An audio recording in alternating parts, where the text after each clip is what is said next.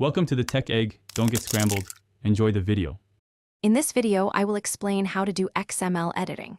First, let's understand that XML is a markup language defining a set of rules for encoding documents in a format that is both human-readable and machine-readable. It's widely used for data serialization, configuration files, and web services.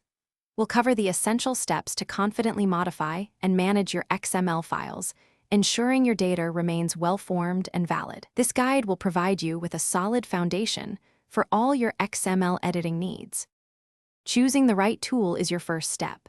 For simple edits, a basic text editor like Notepad++ or Visual Studio Code works well, offering syntax highlighting. For more complex tasks, dedicated XML editors such as Oxygen XML Editor or XML Spy provide advanced features like schema validation, XPath evaluation, and XSLT transformations. These specialized tools can save you hours by catching errors before they become major problems, ensuring your XML is always correct. Understanding XML structure is fundamental.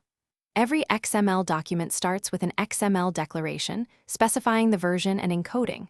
For example, XML version equals 1.0 encoding equals UTF-8. You must have one root element that encloses all other elements. Elements are defined by start and end tags like book and /book and must be correctly nested. Attributes such as ID equals 123 provide extra details within an element's start tag.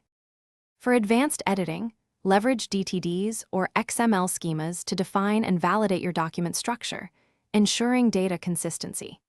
XPath is invaluable for precisely locating specific data within large XML files, allowing you to select nodes based on various criteria.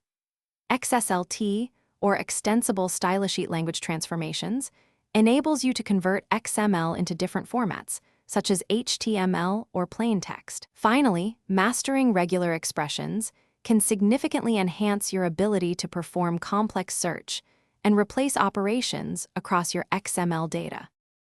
Thanks for watching. Consider subscribing if I helped unscramble your problems.